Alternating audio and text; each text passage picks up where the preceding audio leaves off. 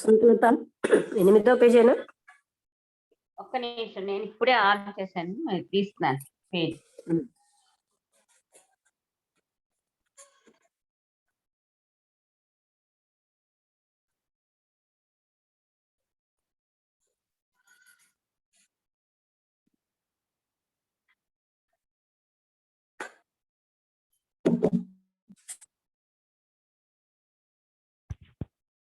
రెండు 225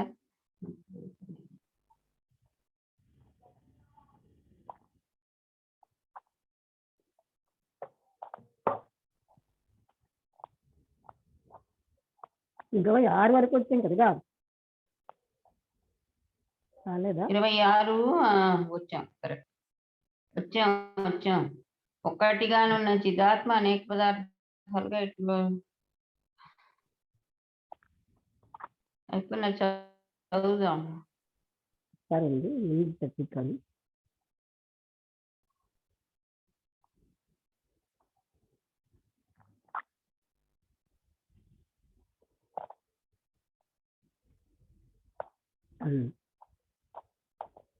అక్కడి నుంచి చదవాలి, అంతకుముందు కొంచెం చదువు. ఇది ఒక్కటిగానున్న చిదాత్మ అక్కడి నుంచి చదివిదా? అక్కడి నుంచి ప్రజెంట్ చదవాలి. ఆ పాస్ట్ ఏమో అయిపోయింది కనుక చదివి లాస్ట్ పాస్ట్ చదివి. ఓకే. ఓం గురుభ్యో నమః. శ్రీ త్రిపురారహస్య ఖండసారం మనస్వరూప నిరూపణము, పేజీ 226, 18వ తారీఖు డిసెంబర్ 2021, పేజీ 226. అంతకు ముందు పారాగ్రాఫ్ చదువుతాను. భార్గవ, చితి యొక్క తత్వమును చక్కగా పరిశీలించి గ్రహింపుము. ఆకాశము ఆత్మ వలనే పూర్ణము, సూక్ష్మము, నిరంజనము, నిరాకారము అయినను అది ఆత్మతో తుల్యం కాదు. ఆత్మయందు ఉన్న చైతన్యము దాని యందు లేదు. కానీ ఆకాశము ఆత్మ కన్నా భిన్నముగా లేదు. అజ్ఞానులు ఆత్మనే చూచుచు దానిని ఆకాశమని భ్రమించుచున్నారు. కానీ ఆకాశం ఆత్మ కన్నా భిన్నంగా లేదు. అజ్ఞానులు ఆత్మనే చూచు దాన్ని ఆకాశమని భ్రమించుచున్నారు. సూర్యుని కాంతి ప్రసరించుచున్నను దానిని గుడ్లగూపలు చీకటిగానే చూచుచున్నవు కదా. జ్ఞానులు ఆకాశమును ఆత్మగానే చూచుచున్నారు. చిదాత్మ స్వచ్ఛమైన తన స్వాతంత్ర వైభవము చేత ఒక్కటిగా నున్న తాను అనేక విధములుగా భాషించుచున్నది. ఇంద్రజాలికుడు తాను ఒక్కడే అయినను ఇతరులకు అనేక రూపములతో భాషించుచున్నాడు. ఆ రూపములన్నీ వాని మాయ చేత మోహితులైన వారికి గోచరించుచున్నను వాని దృష్టిలో అతడు కేవలుడే. ఆ రూపములన్నీ అసత్యములే. అట్లే మాయా మోహితులైన వారికి జగత్తులోని రూపములన్నీ సత్యముగా భాషించుచున్నను ఆత్మతత్వము నెరిగి చిదాత్మ స్వరూపములైన వారికి ఆ జగద్రూపములన్నీ అసత్యముగా తమ స్వరూపములైన చిదాత్మ ఒక్కటియే సత్యముగా గోచరించును. అది నిన్నటి. ఇవాళ పేజీ 226. ఒక్కటిగానున్న చిదాత్మ అనేక పదార్థములుగా ఎట్లు భాషించుచున్నదని నీవు శంకించుచున్నావు. చిదాత్మకు అత్యంతమైన స్వాతంత్రము కలదు. అది ఏ మాయ. అది ఎంతటి దుర్ఘటమైన కార్యమునైనను సమకూర్పగలదు. లోకములనందు యోగులే కాక మామూలుగా నుండి మాంత్రికులు, ఐంద్రజాలికులు కూడా మనకు దుర్ఘటముగానే తోచు కార్యములను చేయుచున్నారు. వారు ఎంతగా స్వాతంత్ర శక్తిని పొందుచున్నారో అంతగా వారు ఆ కార్యములను నిర్వహింపగలుగుతున్నారు. చిదాత్మ యొక్క స్వాతంత్రము పరిపూర్ణం. అది ఏ మాయాశక్తి. ఆ మాయ యొక్క ఆవరణము యోగము మొదలగు సాధనముల చేత ఎవరు ఎంతగా తొలగించుకున్నారో వారికి అంతగా స్వాతంత్రం కలుగుచున్నది. ఆ స్వాతంత్రం యొక్క శక్తిని అనుసరించి వారు దుర్ఘటములైన కార్యములను సాధించుచున్నారు. కావున పరిపూర్ణ స్వాతంత్ర శక్తి కలిగిన చిదాత్మ ఈ జగత్తును భాషింపచేయుట విచిత్రం కాదు. ఇంకా ఇది చదివిదా? కూడా అయితే ఇది కూడా అయిపోయింది. అయింది. అయింది. పర్వాలేదు. మళ్ళీ ఒకసారి చదువు. అఖండమై పరిపూర్ణమై ఉన్న చిదాత్మయందు జగద్రూపములైన విభాగములు ఎట్లు ఏర్పడుతున్నవో చూడుము. పూర్ణమైన చిదాత్మ తనలో ఒక భాగమునందు ఇది నేను అని అభిమానించుచుండుటయే విభాగము విభాగము తోచుటకు మూలం. ఈ అపూర్ణత్వ స్ఫురణమే అవిద్య అని శాస్త్రములందు చెప్పబడింది. ఇట్లు తనలో కొంత భాగమునందు చిదాత్మ ఇది నేను అను అభిమానంతో స్ఫురించుచుండగా ఆ భాగము జగత్తుగా భాషించుచున్నది. మిగిలినది ఆకాశముగా భాషించుచున్నది. కావున ఆత్మకు భిన్నముగా జగత్తు గాని ఆకాశము గాని లేవు. రెండును ఆత్మయందే తోచుచున్నవి. ఈ విషయమున తార్కికులే కాదు పండితులు కూడా అనేకులు భ్రమనందుచున్నారు. ఆత్మతత్వము గూర్చి విన్న పండితులు చాలా మంది దానిని తమ స్వరూపంగా గ్రహింపక బహిర్ముఖమైన దృష్టితో వ్యవహారమున నిమగ్నులై ఉండురు.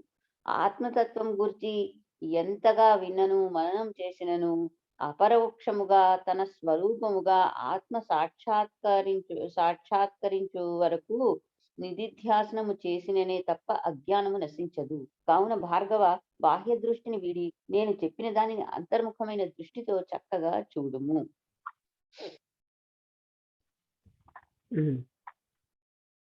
ఇంకా చదివి. చిదాత్మకు జడమునకు భేదం ఎట్లు ఏర్పడుచున్నదో చూడుము. చిదాత్మ సకలమునందును వ్యాపించి సర్వమును ప్రకాశింపచేయుచు తాను దేని చేతను ప్రకాశింపబడక స్వయముగా ప్రకాశించుచున్నది. జడములు స్వయముగా ప్రకాశింపక చిదాత్మ వలన ప్రకాశించుచున్నది. అద్దమునందు ప్రతిబింబించుచున్న వస్తువుల యొక్క విశేషములు ఏవియు అద్దమునకు ఎట్లు సంబంధించుట లేదో అట్లే చిదాత్మ వలన ప్రకాశించుచున్న జడముల యొక్క విభాగ విశేషములు ఏవియు చిదాత్మకు సంబంధింపవు. జడములకు అతీతమై అఖండమై స్వయం జ్యోతి అయి వెలుగుచున్న ఆత్మను సాక్షాత్కరించుటయే స్వాత్మ విశ్రాంతి. దాన్నే పూర్ణాహంకారము అని చెప్పుదురు. విషయము నిరూపించుటకై ఇన్ని పేర్లను ఇన్ని విధములుగా చెప్పుచున్నామే కాని వస్తువు మాత్రము ఒక్కటియే.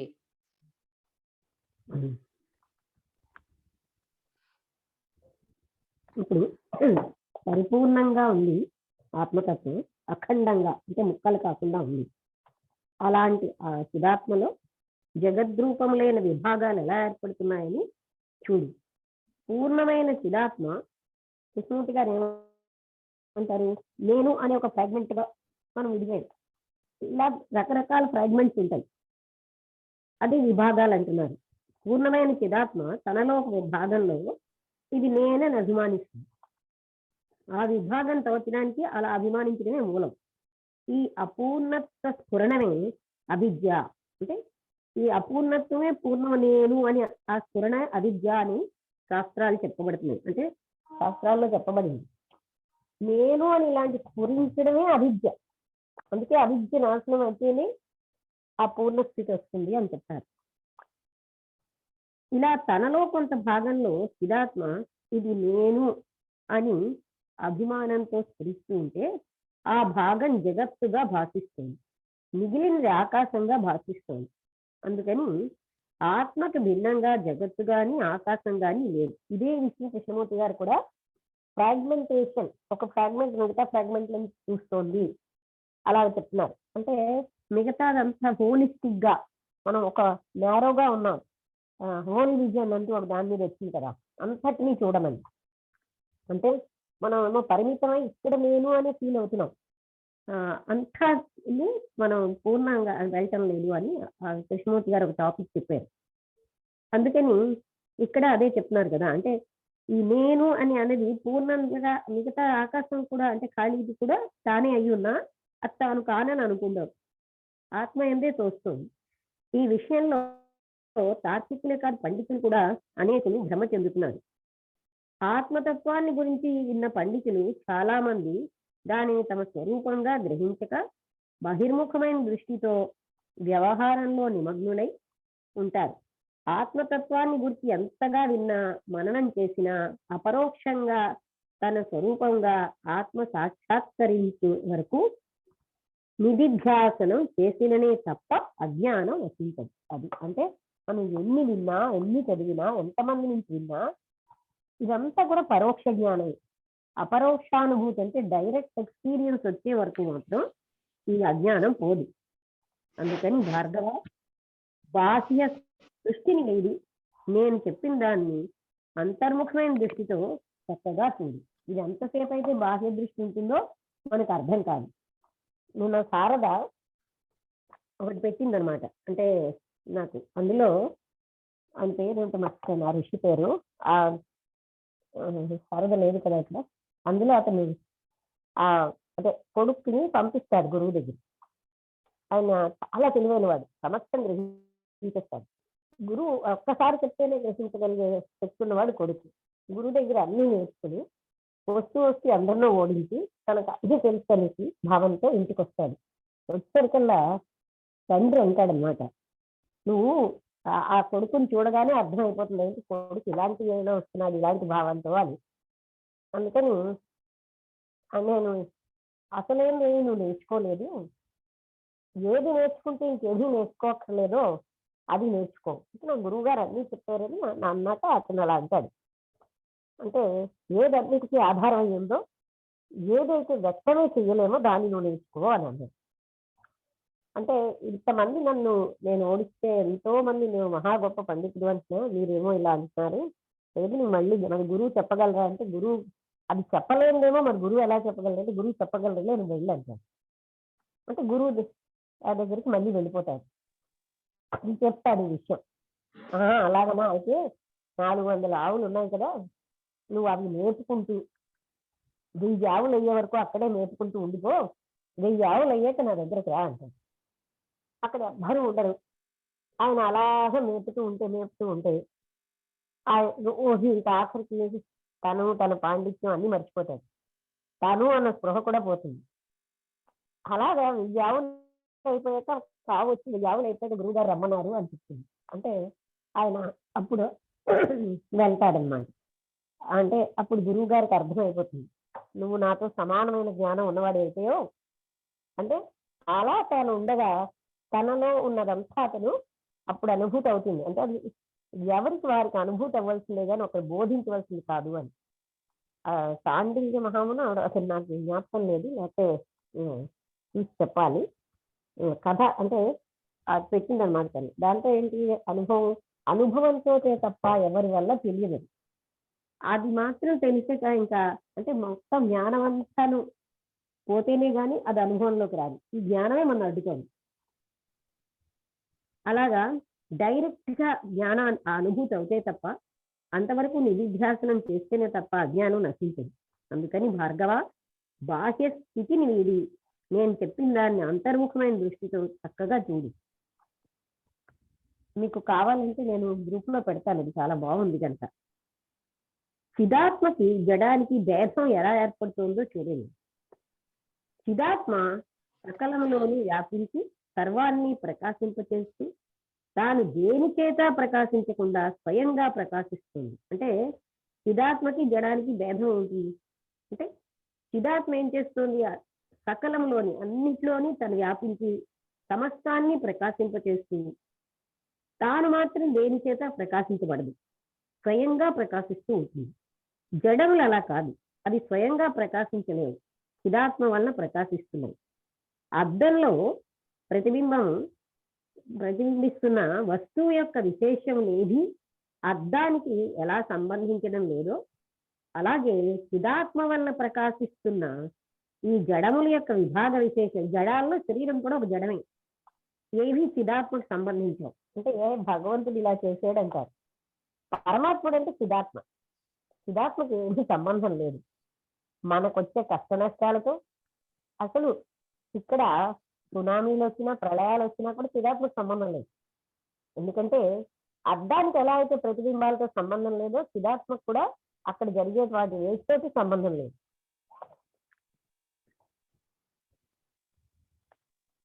చిదాత్మక ప్రకాశించుతున్న జడముల యొక్క విభాగ విశేషములు ఏవి చిదాత్మకు సంబంధించాయి. జడములకు అతీతమై అఖండమై స్వయం జ్యోతి వెలుగుతున్న ఆత్మని సాక్షాత్కరించుకోవడమే స్వాత్మ విశ్రాంతి. దానినే పూర్ణాహంకారం అని చెప్తారు. అంటే ఇది నేను, అహంకారం అని ఎందుకు వచ్చాం, ఇది నేను అనే భావనలో ఉన్నాం. బాడీ నేను అంతా అయి ఉన్నాను, అది పూర్ణాహంకారం. నేను అంటూ ఉంటాను.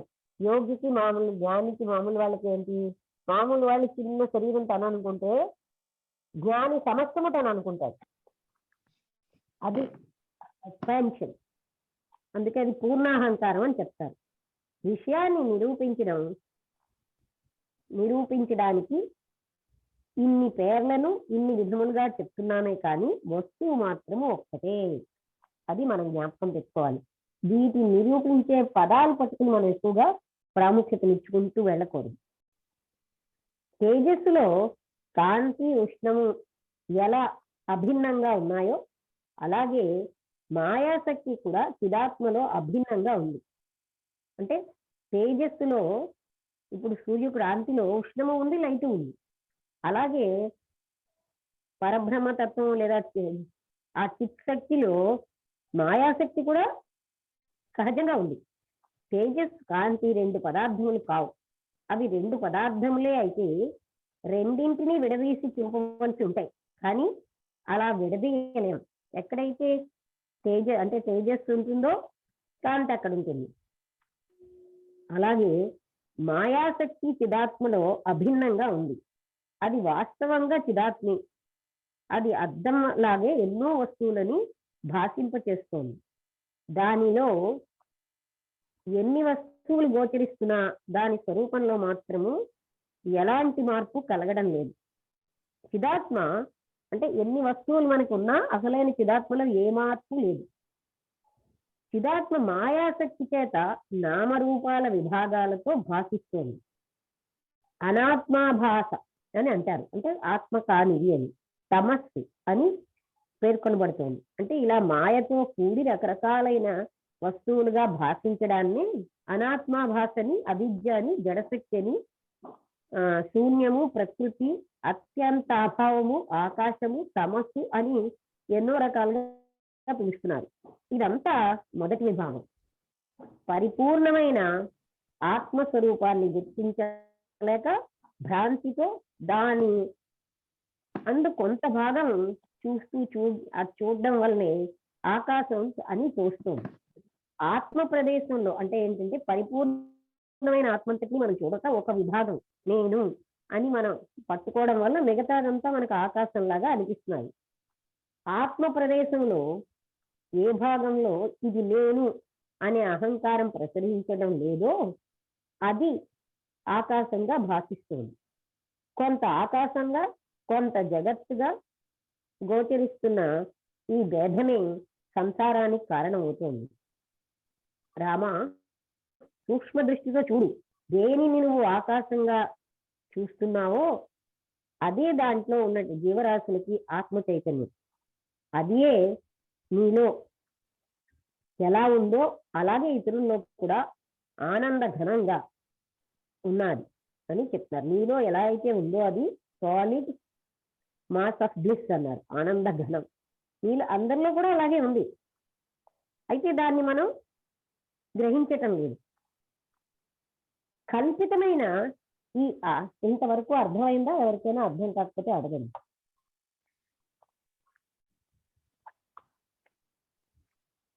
అర్థమైంది. ఇంకెవరికైనా?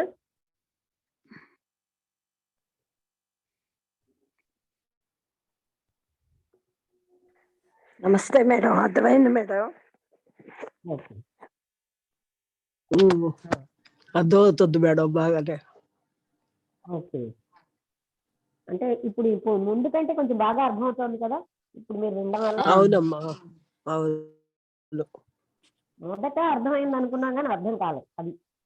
అయితే ఇలాగ ఈ జ్ఞానం అనేది అందుకనే నేను మరొకసారి చదవడానికి కారణం అన్నమాట. ఇది అందరికీ అసెన్షియల్ జ్ఞానం. కల్పితమైన ఈ ఆకాశ విభాగం చేత సంకుచితమైనట్లు చిదాత్మయే మనస్సు. అంటే ఇది ఈ ఆకాశ విభాగంతో కల్పితంగా వచ్చింది మనకి. అది కల్పితమైన ఈ ఆకాశ విభాగం చేత సంకుచితమైనట్లు తోచున్న చిదాత్మయే మనస్సు. అంటే ఇది కూడా ఆ చిదాత్మ నుంచి ఉద్భవించింది. అది ఆత్మ కన్నా భిన్నమైతే వేరొక పదార్థం, భిన్నమైన వేరొక పదార్థం కాదు. అయినా మాయ యొక్క ఆవరణ శక్తి చేత జగత్తు భాషించుతున్నప్పుడు జగత్తులోని వస్తువులను గ్రహించడానికి మనస్సు ప్రమాణం అవుతుంది. అంటే జ్ఞానాన్ని కలిగించడానికి సాధనంగా ఉన్నది మనస్సు. మనస్సు చేత విషయాలను గ్రహించుతున్న చిదాత్మ జీవుడని చెప్పబడుతున్నాడు. అర్థమైందా? జీవుడు అంటే మనస్సు చేత అన్ని విషయాలను గ్రహిస్తున్నటువంటి చిదాత్మనే జీవుడని అంటాం. మొదట ఆకాశం చేత ఆవరించబడిన చిదాత్మ క్రమంగా దానిలో ఇతర గుణాలను ఆరోపిస్తూ తక్కిన భూతముల చేత, ఆ భూతముల వల్ల ఏర్పడిన శరీరముల చేత ఆవరించబడింది. తక్కిన భూతములు అంటే పంచభూతాలు, తక్కిన భూతముల చేత, వాటితో ఏర్పడిన శరీరముల చేత, అంటే మనకి అన్నమయ కోసం అంటే ఈ భౌతిక శరీరం, ప్రాణమయ కోసం, మనోమయ కోసం, విజ్ఞానమయ కోసం, ఆనందమయ కోసం, ఇవన్నీ కూడా సూక్ష్మాతి సూక్ష్మ పదార్థాలతో తయారు చేయబడ్డాయని మనం ఇంతకు ముందు తెలుసుకున్నాం. ఇవన్నిటినీ తక్కిన భూతముల చేత, ఆ భూతముల వలన ఏర్పడిన శరీరముల చేత ఆవరించబడింది. ఇట్లు కుండలో లోపల ఉన్న దీపంలాగా చిదాత్మ శరీరం లోపలే ఉండి దాన్నంతటిని కాంతి చేత వ్యాపించి ప్రకాశింపచేస్తుంది. కుండలోనున్న దీపం దానిని భాషింపచేస్తూ దానితో సంబంధం లేకుండా స్వతంత్రంగా ఎలా ప్రకాశిస్తూ ఉంటుందో చిదాత్మ కూడా శరీర ఇంద్రియాలను భాషింపచేస్తూ దాంతో ఏ సంబంధము లేకుండా స్వతంత్రంగా ప్రకాశిస్తుంది. అంటే కుండలో ఒక దీపం పెడితే అది కుండతో సంబంధం లేకుండా అది ఎప్పుడు ఆ దీపం అలాగే ఉంటుంది. కుండ నల్ల రంగులో ఉన్నా, ఎర్ర రంగులో ఉన్నా, ఎలా ఉన్నా, ఏ ఆకారంలో ఉన్నా ఆ దీపానికి సంబంధం లేదు. అలాగే మనలో భాషిస్తున్న చిదాత్మ ఇక్కడ ఏ రకమైన పనులు అవుతున్నా దానికి సంబంధం లేకుండా అది భాషిస్తూనే ఉంటుంది, స్వతంత్రంగా ప్రకాశిస్తుంది. కుండ యొక్క చిల్లుల నుండి లోపల ఉన్న దీపకాంతి ఎలా వెలుపలకు వస్తుందో అలాగే ఇంద్రియ ద్వారాల నుండి చిదాత్మ యొక్క చైతన్యం బయటకు ప్రసరిస్తుంది. నిజానికి చైతన్యం బయటకు ప్రసరించడం అన్నది లేదు కదా. అంటే ఆ కన్నాల్లోంచి అది బయటకు కనిపిస్తుంది కానీ ఆ ప్రసరించడం అనేది కాదు. అలాగే ఇంద్రియాల్లోంచి అది బయటకు వస్తుంది. పూర్ణమైన చైతన్యానికి కదలికే లేదు, అది కుదరదు అక్కడ.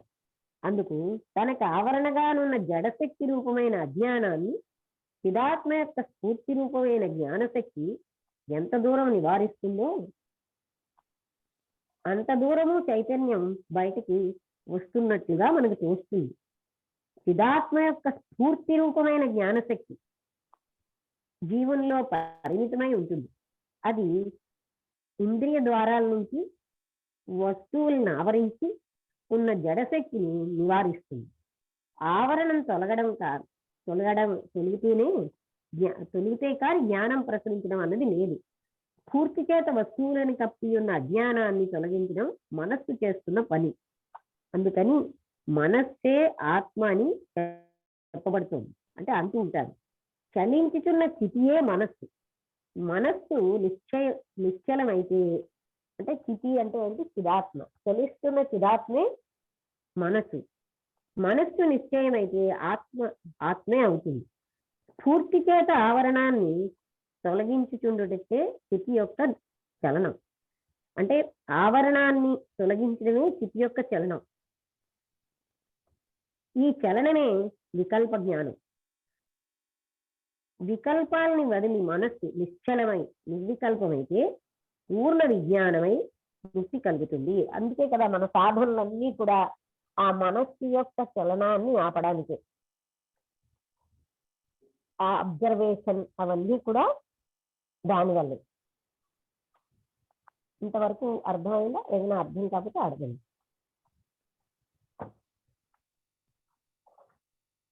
ఎక్కడ ఎవరికి ఏమాత్రం అర్థం కాకపోయినా అడగండి.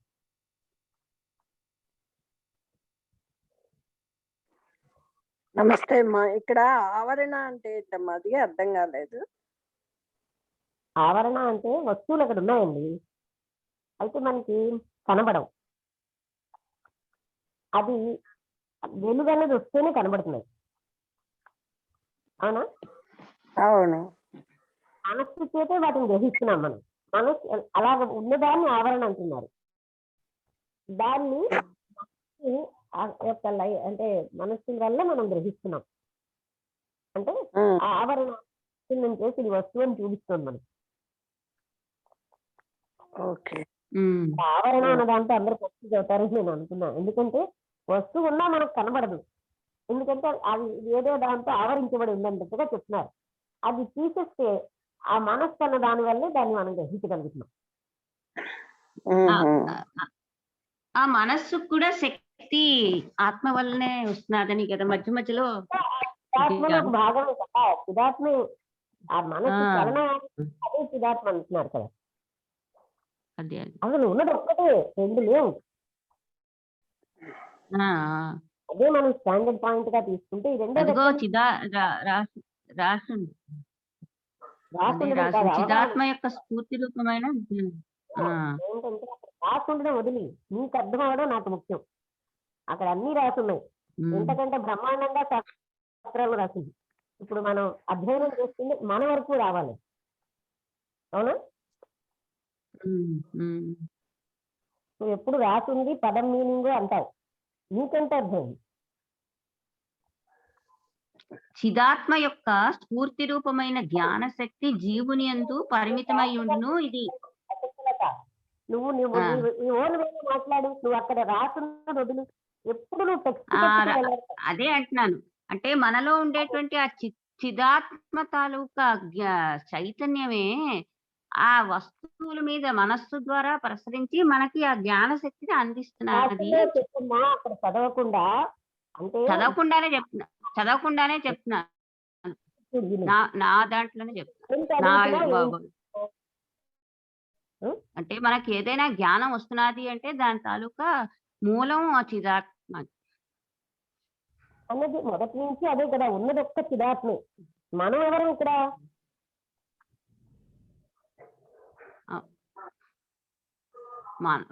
ఏంటి మనం ఎవరు?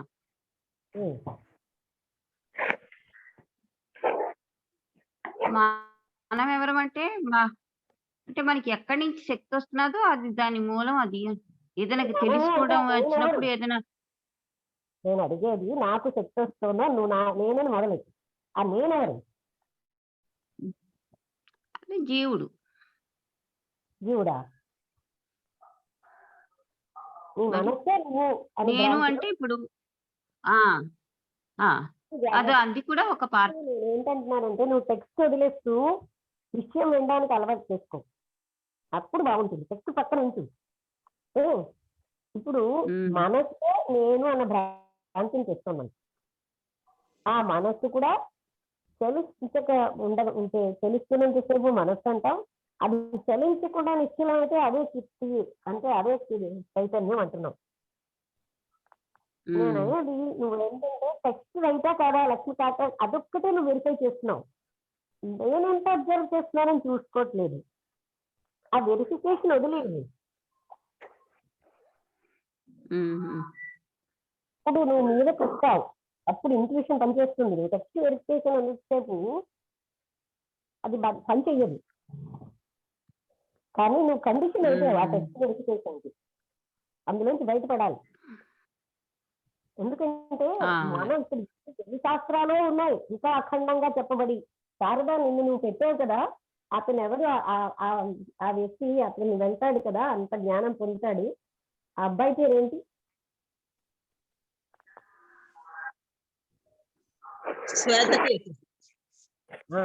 శ్వేతకేతు అది చాలా బాగుంది. అది గ్రూప్ లో పెడదాం అనుకుంటున్నాను. అది బాగుంది. నువ్వు డైరెక్ట్ గా పెడితే బాగుంటుందని నీకు వదిలేస్తాను. అదే చాలా బాగుంది అది. అంటే అది అందరికీ కూడా ఎలా అయితే అతనికి ఆ గురువుకి మాత్రం చెప్పగలడని తండ్రి పంపిస్తాడు. గురువు ఏమిటి చెప్పాడు? అతన్ని పంపించేశాడు ఒంటరిగా 400 ఆవులు 50 అయ్యే వరకు కూర్చో అని. ఆ పంపించడం వల్ల ఆయన తనలో తను ఉండడం నేర్చుకున్నాడు. అప్పుడే అసలైనటువంటి జ్ఞానం ఆయనకి అనుభవంలోకి వచ్చింది. నేను వసంతలతని టెక్స్ట్ పట్టుకోవద్దని చెప్పడానికి కారణం ఏంటంటే నేనేం అర్థం చేసుకున్నాను అని దాంతో ప్రొసీడ్ అవుతేనే మనం ముందుకు వెళ్ళగలం. అది కరెక్టా కాదా అన్నది ఇప్పుడు మనకు అక్కర్లేని విషయం. కరెక్ట్ కాకపోతే రేపో వెళ్ళిందో ఎప్పుడో ఒకప్పుడు చెప్పుకోవచ్చు. కానీ ప్రెసెంట్ మనకు అర్థం అవుతుందా లేదా అది చాలా ముఖ్యమైన పాయింట్. లేకపోతే ఎన్నాళ్ళైనా అలాగే ఉంటాం. అయితే థియరీగా కాకుండా కూడా మనం దాన్ని నిరంతరంగా అభ్యాసం చేయాలి. ఇంతవరకు అందరికీ అర్థమైందా? అంటే సమస్తం ఇందులో కూడా అన్ని చోట్ల ఏం చెప్తున్నారంటే ఏకమేవ అద్వితీయం బ్రహ్మ. ఇది ఒకసారి జాగ్రత్తగా వినండి. 10 సార్లు విన్నామని ఆ భావంతో వినకండి. 10 సార్లు విన్నా కొత్త భావంతో వినండి. ఈ ప్రపంచంలో బ్రహ్మ తప్ప మరో పదార్థమే లేదు. చెట్లు ఉన్నాయి, నదులు ఉన్నాయి, మనుషులు ఉన్నారు, పులులు ఉన్నాయి. ఇన్ని ఉంటే బ్రహ్మ ఒక్కటే అంటారేంటి అనే పాయింట్ భార్గవరాముడు దత్తాత్రేయులను అడిగాడు. దానికి దత్తాత్రేయులు గారు చెప్పిన సమాధానం ఏంటంటే ఇవన్నీ కనిపిస్తున్నాయి ఇన్ని భిన్నాలుగా, ఉన్నది ఒక్కటే, అర్థం ఒక్కటే, ప్రతిబింబాలు మోల్డ్ కనిపిస్తాయి. అలాగా ఇవన్నీ ప్రతిబింబాలే. ఒక్క అర్థంలో ఈ జగత్తంత ప్రతిబింబంగా ఉన్నాయి. ఇన్ని ఉన్నాయి కానీ ఉన్నది ఒక్క అర్థమే. ఆ అర్థమే చైతన్యం, చిదాత్మ అని. అవన్నీ బయట కనిపిస్తున్నాయి. నువ్వు అసలైన లోపలికి చూడు, ఆ చైతన్యాన్ని నువ్వు పట్టుకుంటావు. అదే నువ్వు అయి ఉన్నావు. అందులో ఒక భాగం నేనుగా ఫ్రాగ్మెంట్ అయిపోయింది. ఆ ఫ్రాగ్మెంటేషన్ ఒక ఫ్రాగ్మెంటేషన్ తో జగత్తుగా మరొక ఫ్రాగ్మెంట్, ఇలాగ ఇన్ని ఫ్రాగ్మెంట్స్ అయిపోయి దీనివల్ల అందులోంచి ఉద్భవించిన మనస్సే ఇన్ని రకాలుగా మూవ్ అవుతుంది. ఆ మనస్సు మూవ్మెంట్ ఆపేస్తే, అంటే మనస్సే జగత్తుని మనకి తెలిసేటట్టు చేస్తుంది. ఆ మనస్సు మూవ్మెంట్ని ఆపేస్తే అక్కడ ఉంది చైతన్యమే అని ఆయన తూకిగా చెప్తున్నారు. ఇంతవరకు అందరికీ అర్థమైంది కదా? అంటే వస్తువులను కప్పి ఉన్న అజ్ఞానాన్ని తొలగించిన మనస్సు చేస్తున్న పని. అజ్ఞానము అంటే వస్తువు మనకు కనబడకుండా ఉంటే దాన్ని కనిపించేటట్టు చేస్తుంది అనమాట. అందులో కూడా మనకి 2 చెప్పారు కదండి, ప్రకాశము, విమర్శ. కనబడడం ఒకటి, ఆ వస్తువు యొక్క పరిచయం విమర్శ. చలిస్తున్న స్థితియే మనస్సు. మనస్సు నిశ్చలమైతే ఆత్మే అక్కడ ఉంటుంది. స్ఫూర్తి చేత ఆవరణాన్ని తొలగించుచుండటే స్థితి యొక్క చలనం. ఈ చలనమే అంటే ఇలా చలించేదేనే వికల్ప జ్ఞానం అంటారు.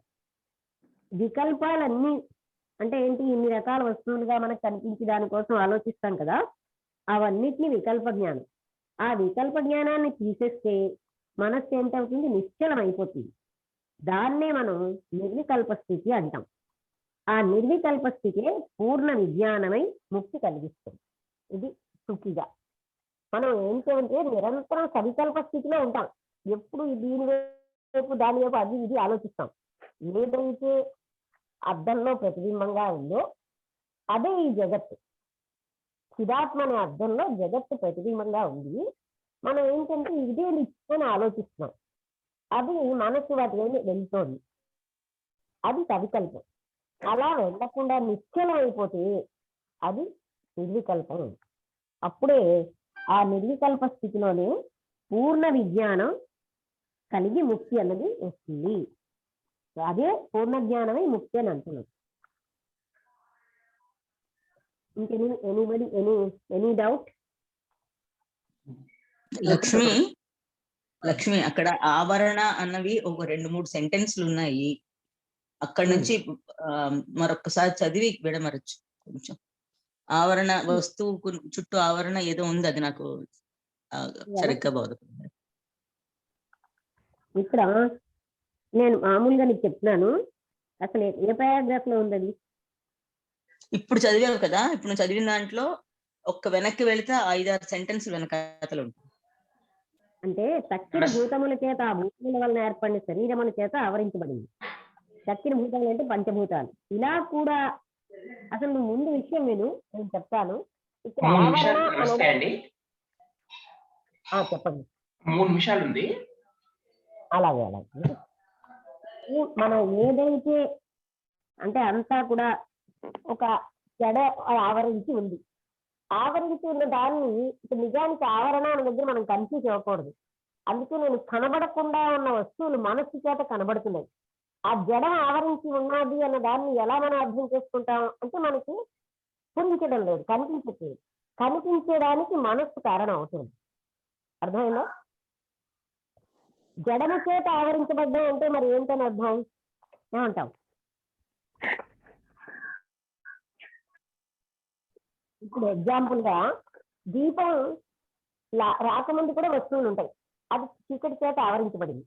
దీపం వచ్చాక ఆ కాంతిలో వస్తువు కనబడుతుంది.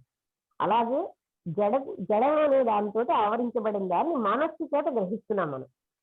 అందుకని ఆవరణని విచ్ఛిన్నం అవుతుంది. అర్థమైందా?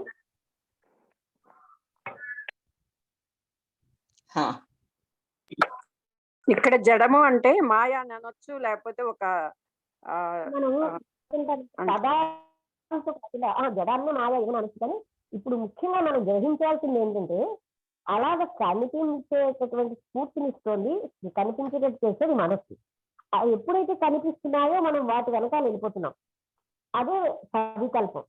అలాగా వాటి కోసమే ఆలోచించడం, అటు మూవ్ అవ్వకుండా ఉంటే మనసుని నిశ్చలం చేసినప్పుడే నిర్వికల్పం అంటాం. అలా నిర్వికల్పం ఉన్నప్పుడే ఆత్మ అన్నది ప్రకాశిస్తుంది. అర్థమైంది కదా ఇంతవరకు? చాలా క్లారిటీగా చెప్పారమ్మా, బాగుంది.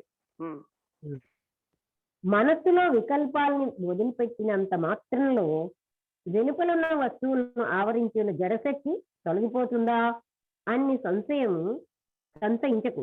అసలు ఆవరణమే లేదు. చూసావా? అందుకే నేను అంత గట్టిగా పట్టుకోవద్దు అంటున్నాను. అసలు ఆవరణమే లేదు. నీ చేతనే కల్పించబడిన ఈ ఆవరణము సత్యం ఎలాగవుతుంది? ఒక రకంగా చెప్పాలంటే అన్ని మనమే చేస్తున్నాం, మనలోంచే జరుగుతోంది, అంటే చిదాత్మలోంచే. ఇప్పుడు అదే ఎగ్జాంపుల్ చెప్పారు, తాడు పాము తీసుకుంటే అది నేను పాము అనుకున్నాను, అది నిజం పామే లేదు. అసలు పాము పాము పాము అని దాని మీద ఇన్ని కల్పనలు పెట్టుకున్నాం. కానీ కదా అది మన మనసులో కల్పించాం, అసలు లేదు అక్కడ.